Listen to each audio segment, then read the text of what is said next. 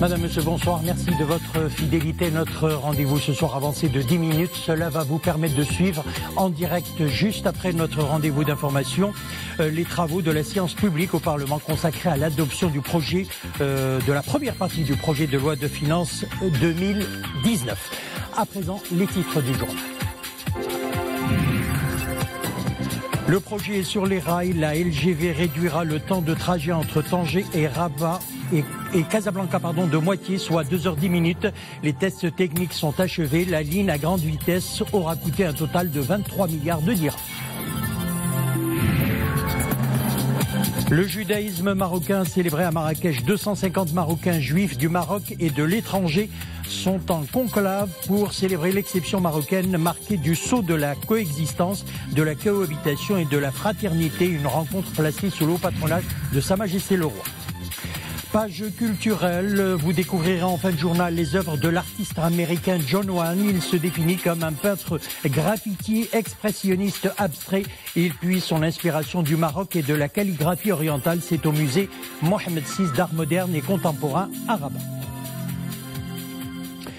Le chef du gouvernement Saad-Eddine Al-Othmani a souligné aujourd'hui que la paix et la solidarité sont deux piliers fondamentaux dans la politique interne et externe du royaume. Dans une allocution à l'occasion de l'ouverture du 11e congrès de solidarité organisé par la Commission marocaine de paix et de solidarité et l'Organisation de solidarité des peuples africains et asiatiques. Saad-Eddine Al-Othmani a précisé que le Maroc adopte une politique qui opte pour un équilibre et des positions modérées qui ont pour objectif le rapprochement de différents points de vue et le renforcement de la paix. Et nous le disions donc à la Chambre des représentants se tient donc les travaux pour l'adoption de la première partie du projet de loi de finances 2019. La ligne à grande vitesse est sur les rails. Tous les tests techniques sont achevés. Le projet de la LGV aura coûté un total de 23 milliards de dirhams sur 50 milliards d'investissements menés par l'ONCF. Le TGV réduira le temps de trajet entre Tanger et Casablanca de moitié, soit 2h10. Abdelhamid Jebran et Nisrin Naouzdar. Ce gigantesque projet a coûté un total de 23 milliards de dirhams. Ce montant est composé d'une contribution du budget général de l'État et du Fonds Hassan II pour le développement économique et social avec 6,5 milliards de dirhams. Dans le cadre de ses relations exceptionnelles avec le Royaume, l'État français s'est engagé sur la mobilisation de 50% de l'investissement global du projet. Une participation globale donc avec un total de 11,5 milliards de dirhams, avec 825 millions de dirhams de dons, 7,5 milliards de dirhams de prêts du Trésor français et 3,2 milliards de dirhams de l'Agence française de développement.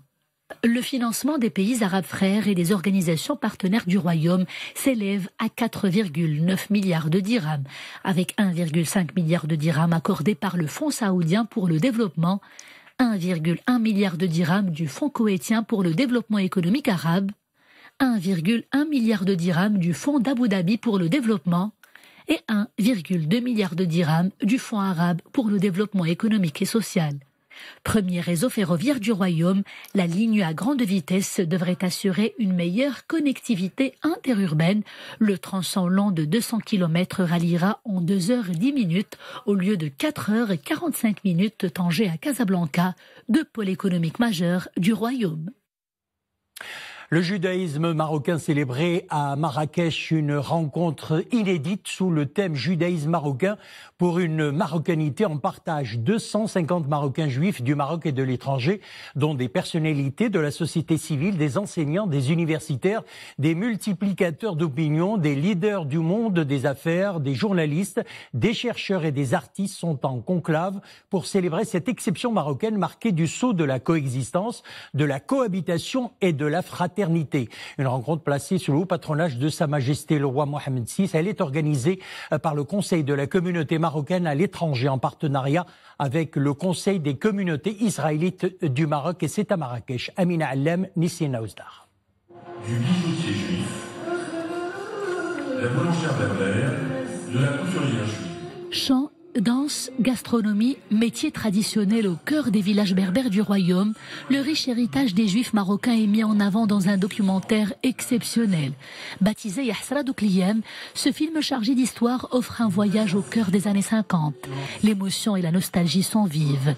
Un témoignage fort de la profondeur des liens entre la communauté juive et celle musulmane qui ont vécu côte à côte et en parfaite symbiose. Daniel en fait partie, il se souvient. Je suis donc Daniel Arus, un des fils de Elias et Tsarita Arus, qui ont été surtout des enseignants dans le bled à Demnat, puis à Marrakech.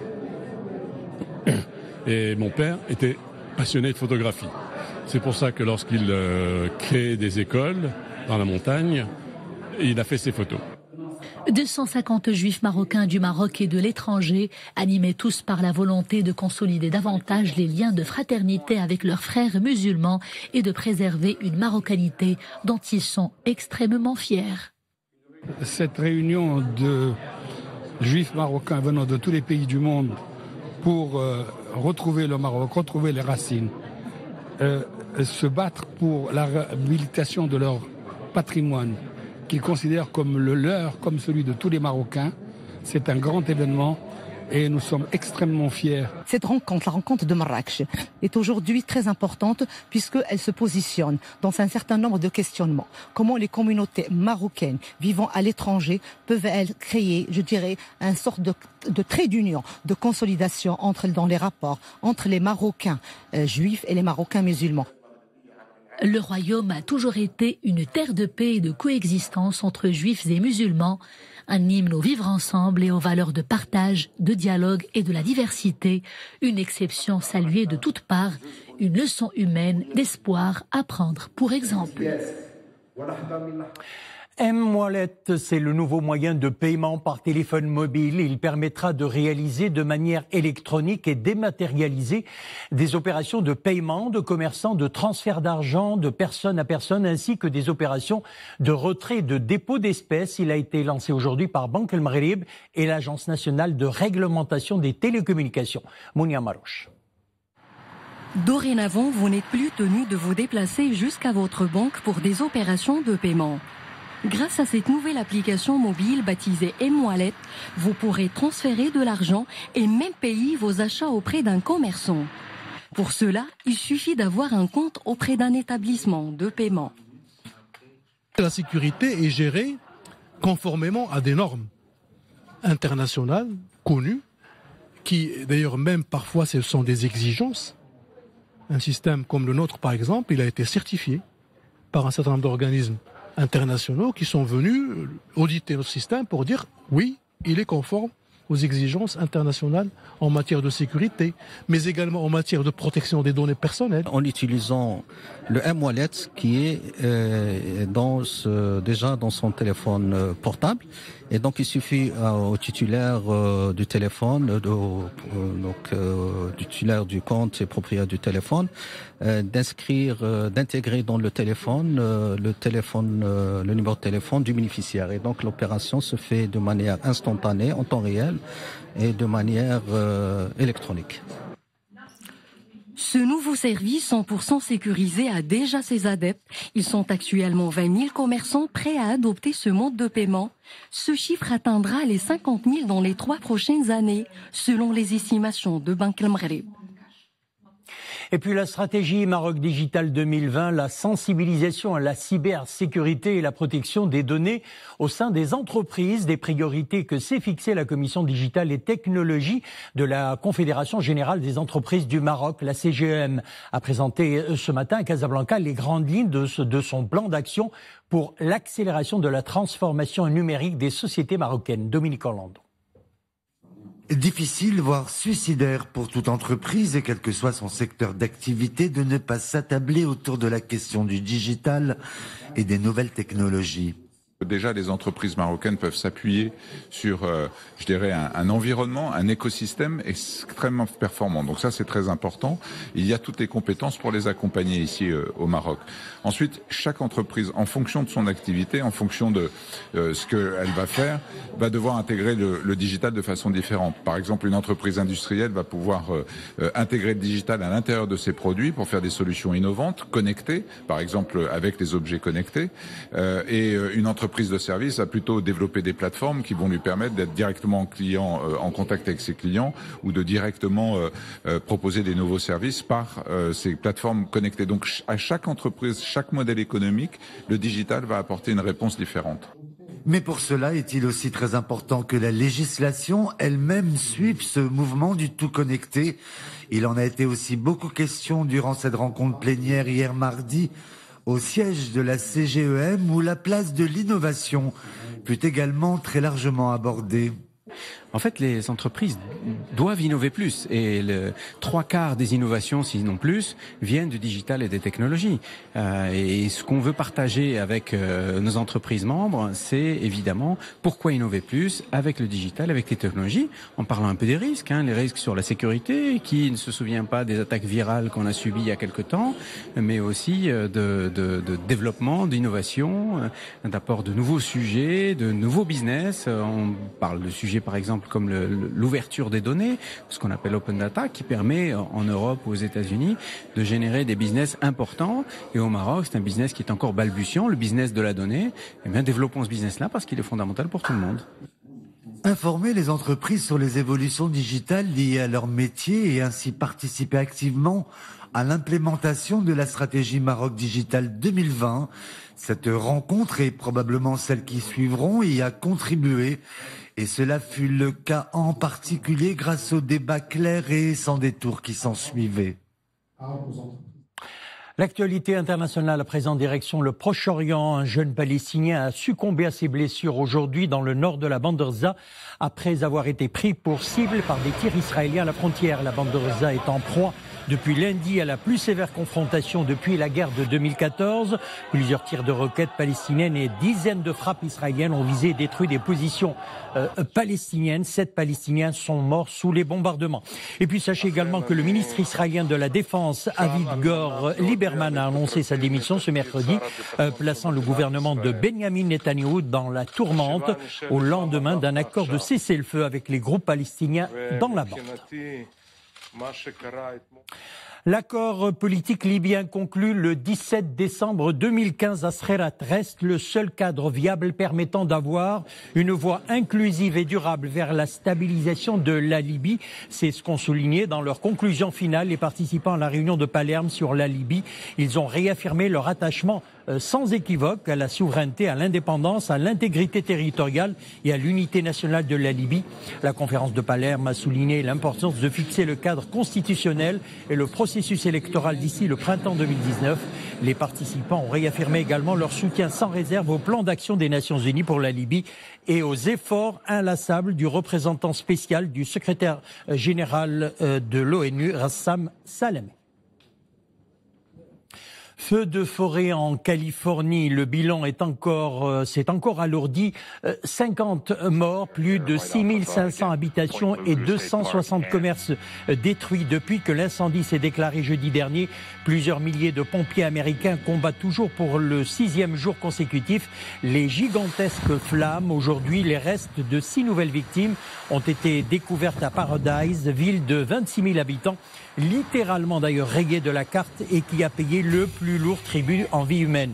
Plus de 250 000 personnes ont reçu l'ordre d'ailleurs d'évacuer leur domicile dans une vaste région de Sacramento, capitale de cet État de l'Ouest des États-Unis. Retour chez nous, c'est la journée mondiale du diabète célébrée cette année, donc sous le thème la famille et le diabète, avec comme message principal le diabète concerne chaque famille.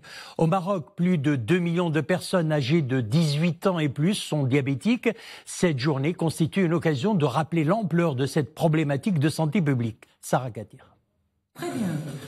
Le diabète et la famille, thème de la journée mondiale du diabète pour cette année. Un thème crucial puisque le noyau familial a une double responsabilité dans la lutte contre cette maladie, le dépistage précoce et la prise en charge de la maladie. La famille joue un rôle primordial dans la prévention du diabète. Le deuxième axe du rôle de la famille, c'est surtout le dépistage et le diagnostic précoce du diabète.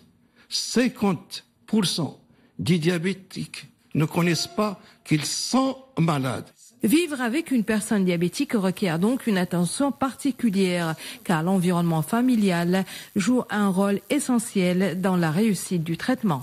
Le régime alimentaire est indispensable pour un bon équilibre de la glycémie, mais pas que. L'appui psychologique de la famille est aussi important.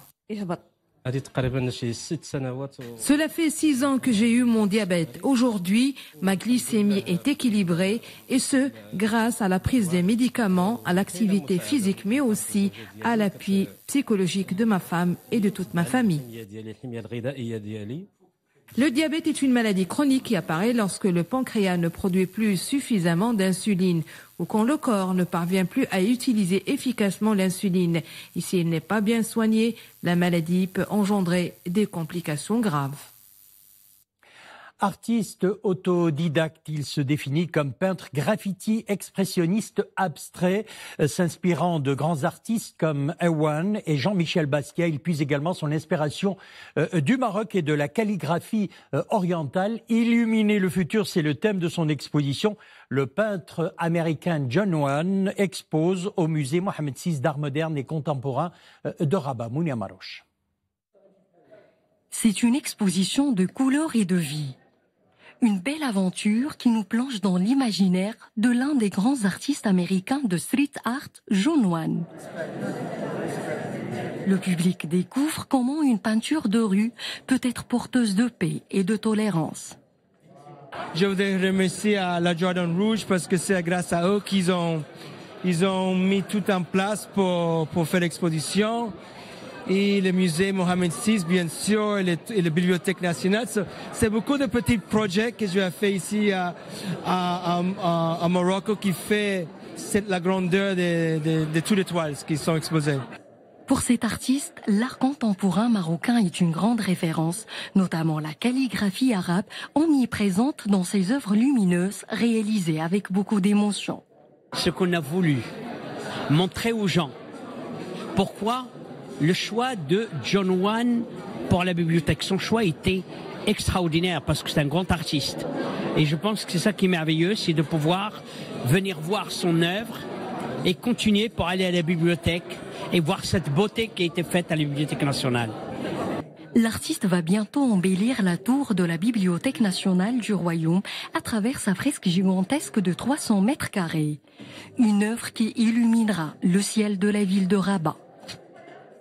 Voilà, c'est avec la page culturelle que nous refermons notre édition. Merci de l'avoir suivi. Dans quelques instants, vous allez suivre en direct donc les travaux de la séance publique au Parlement consacrés à l'adoption de la première partie du projet de loi de finances 2019. Une excellente soirée à tous.